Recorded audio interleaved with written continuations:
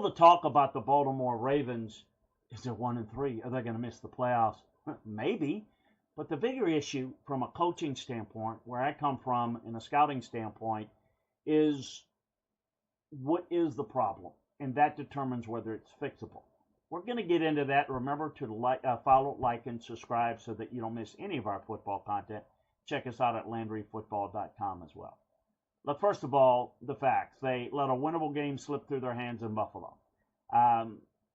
You've got a number of issues going on right now. We're going to get and highlight to a few of them. The defense is bad, no doubt. We've kind of alluded to the amount of points they've given up to this point. But let's look at the injury factors. They weren't just healthy in 2024. They were, quite frankly, they were both the healthiest team in 2024 and I think one of the healthiest teams in the past decade. They're not. If you look at the players, if we consider their grouping on offense, 12 personnel, one running back, two tight end, two wide receivers, the Ravens had their 11 starters missed just one regular season game last year. It's more difficult to pick out the preferred starters on defense since they've made wholesale changes on that side of the ball because of performance. But I'd look at 6 games not at full strength last year. Nate Wiggins was sidelined for 3 games. Roquan Smith, Kyle Van Noy, Marlon Humphrey each missed 1. On Sunday, the Ravens were down 6 starters in the same game on the defensive side of the ball by the end. They came into the contest without Van Noy, who hadn't played since week 2 because of the hamstring. Nande Matabuke, placed on IR with a neck injury. Nose tackle Travis Jones. That doesn't include corner Jair Alexander, who's benched getting torched in the opener against Buffalo. During the game, things got worse. Smith left the game with a hamstring injury in the second quarter, didn't return. Humphrey also was sidelined before halftime with a calf. Wiggins made it to the fourth quarter before being carted off in the locker room after suffering an elbow injury in a collision with Isaiah Pacheco. 6 starters, 4 of whom were Pro Bowlers last year.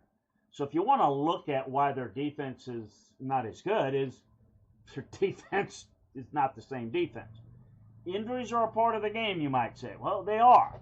But the reality is they're a part of the reason why teams tend to lose at times when they don't have their full complement in play. They gave snaps to a lot of players who aren't Pro Bowlers in this game. And I think the Chiefs put on a really good performance. They gave John Jenkins, 36-year-old, starter snaps. Brent Urban, 34-year-old, starter snaps. Chike Awuzie, who was was the 4th corner on the depth chart, virtually an every down player. So they've got some real issues on that side of the ball. Until they get healthy, if they don't get healthy, it's going to be more of the same. They're going to have to make some coaching adjustments. You're going to have to be a little bit more aggressive to get pressure with blitz pressure. That comes with some risk, but you're going to have to do it, no question. You're going to have to play the run with numbers on early downs. That comes with some risk, but something you're going to have to do going forward. That's the biggest issue that you see with them. There's some other issues. The offense on the other side is inconsistent. This team has to win with their offense. They're off to a fairly explosive offense, despite the poor record. 41 points against the Bills, 34 against the Browns, 30 against the Lions. The offense understandably slowed down against the Chiefs on a day when Jackson left injured in the 3rd quarter. Last year, the Ravens were obviously great at running the football. But Derrick Henry's got some problems holding on to the football right now. He can tear off 30, 40, 50-yard runs from time to time, but putting the ball on the ground when they're trying to salt games away is an issue. They've got to run the football more to protect their defense, which is struggling.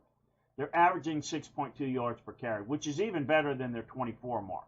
They've got 19 gains of 10 yards or more, and have turned 22% of their rushing attempts into double-digit gains. So all that leads the NFL. By yardage measures, they're dominant on the ground. But last year, the Ravens were 2nd in the league when they ran the ball per success rate. They were very, very efficient. This year, even while they average more than 6 yards per carry, they're 28th in success rate when they run the ball. I take Jackson out of the mix, big runner, and their running backs are 30th in success rate. They're still explosive plays, which are great. But outside of those one or two big runs, the Ravens are getting shut down when they run. So, listen, this is not an offense that's built. The quarterback is a good passer when people overplay the run. The threat of the run creates spacing and coverage. When they're not running well, or when Lamar's not healthy, or when they're trying to be explosive downfield, that's not their game. Their game is built around the defense. They're going to have to, while they're injured, until their defense, if their defense can improve, can they get the offense going?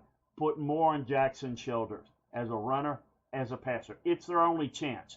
What is their ceiling? Their ceiling is not a deep playoff run. The floor is probably making the playoffs in the back end. The ceiling is very, very low. But those are two big issues that needs to take place. Now, playing lesser competition will help. They played a very difficult schedule with all those problems. If you look at it, the AFC North is also kind of wide open. Yeah, the Steelers look solid. By no means juggernauts. The Bengals are struggling. We know the Browns are struggling. So, look, they're in the right division to get right. They needed some timing to beat the Jets and the Patriots, the Steelers. So they can win going forward. When you look at their schedule and you look at the problems that they've had with personnel, you see some hope that they might turn it around and get it better. Turn it around all the way, not so much. That's a look at the Ravens' issues. A reminder again to subscribe, like, and share so that you don't miss any of our football content. We appreciate you joining us.